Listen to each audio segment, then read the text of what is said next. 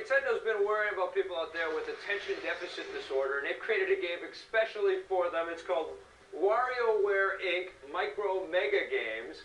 Basically what the game is, it's a collection of about 200 little mini micro games that happen really, really fast. Each game lasts about 5 seconds in total, and all of the games are completely absurd. You've got some games in there that are going to be familiar to longtime Nintendo players. They're sort of recreations of SNES or NES classic games like Balloon Fight or F-Zero.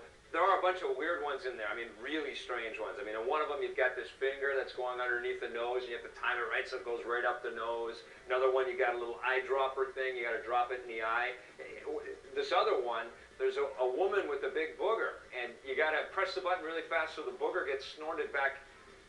It's very strange, okay? I'm just telling you, it's very weird stuff in the game, but it's oddly addictive, and you can't stop playing the game. And what's so cool about it is that as you keep going into the game, you unlock all kinds of extra little challenges, like the paper airplane one. They actually make a 3D version of the paper airplane, and it flies in a window, and you have to try to last as long as you can. There's a little skateboard game.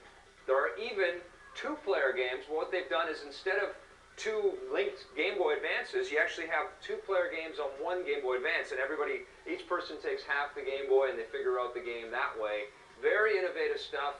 Incredible looking art style to this game. There's lots of variety, lots of different things to see. You're constantly surprised, constantly entertained. This is a terrific cartridge, and I highly recommend it. 9.5 for WarioWare Inc.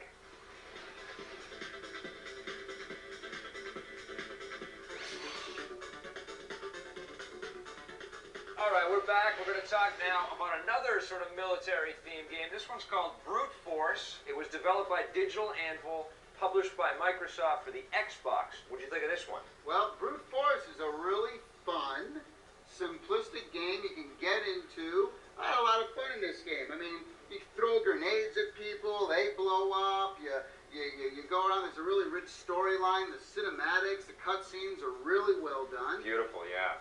This is an action-oriented third-person shooter. You're constantly in battle. You're constantly being faced with lots of bad guys to really kick the crap out of. The story here, though, is that you've got a multiplayer combat game, and you actually have to sort of manipulate and work with your teammates on the game.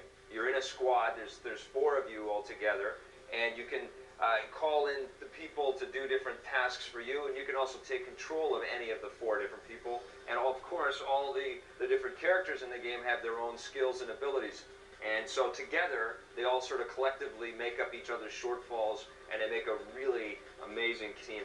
There's 6 different worlds. The grenades, it's all about the grenades. There's 30 different weapons, and the grenades are really cool. There's grenade launchers and rocket launchers and laser weapons and sniper rifles. All the blah, blah, blah, all the weapons that every single game ever has, yeah. And they blow up really good. I like some of the environments and effects are really cool, too. You got these little willow things that are kind of remind me of the movie Legend. Right. At one point. Oh, when all the blossoms are falling from the trees. Yeah, they got that very kind pretty. of vibe. I mean, they did a really, really good job of putting this game together. It's a really good entire package. The sound is there, the controls are there, the graphics are there. There's downloadable content as well on Xbox Live. Gameplay is there. I mean, this game, you know, has it all. But I highly recommend not playing this game with the split screen. Right. They have the split screen mode in here. It's awful. You can have up to 4 people playing at the same time, and they can join in at any time. They just got to plug in a controller and press start, and boom, they're in the game. The only problem, it does have the downloadable content on Xbox Live, but it doesn't actually play multiplayer on Xbox Live, and that's ridiculous. I mean, this would have been an awesome Xbox Live game. They absolutely should have put that in. And because it doesn't have Xbox Live, you know, I'm taking points off because of that. I'm giving it an 8. I'm going to give it an 8.5 out of 10. On the positive side, the controls in this game are very similar to Halo. Great for this kind of action. The visuals in the game are very nice. Great looking cutscenes, awesome explosions, nice looking characters in this one too. And the best part of all is the teamwork that factors into the gameplay. On the negative side, we would have loved to have seen this game on Xbox Live. And this game is more of a fast action shooter, so if you're looking for deep gameplay elements, you're not going to find it here. And finally, the split screen really blows. I've been playing these flight sim space shooter games on my PC for a long time. I've always enjoyed those kinds of games, and I like flight sticks, but I've always wanted something like this. This is Logitech's Freedom 2.4 flight stick that is cordless. This is a wireless flight stick. I love this thing because I can't stand all of my controller cables all over the place. So you're saying it's a nuisance for you to have the cord connected from there to the computer? my desk is... You'd rather have this? Yes, my desk is cluttered with wires as it is. I love flight sims, and this controller actually made me want to go back and play some of the great ones. I love playing Crimson Skies. Why would it make you want to play? It just Because doesn't have a wire that goes from but here it's to just- here. Oh, I want to play all my games again. Not only is it cordless, it's really well designed. The ergonomics are awesome. It feels great in your hand. It's got the twist physics thing, so He likes that. you can change the rudder controls and tilt your craft, no problem. So you're gonna recommend the Logitech Freedom controller here? I mean, the thing worked. I mean, I went upstairs. I got a bite to eat out of the refrigerator. It's still I flying. had to fly in with the stick. I come back down. The game was still. I was still You're flying. still flying. It works. I'm gonna recommend this as well. This is a great controller. On the positive side, this stick is cordless, no more wires. Love it.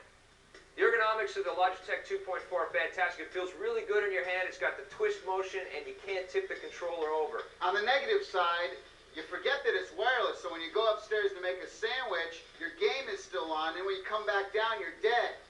And finally, I pushed one of the buttons, and it kept opening and closing my garage door. What? Well, okay, all that stuff wasn't true, but I couldn't think of anything else.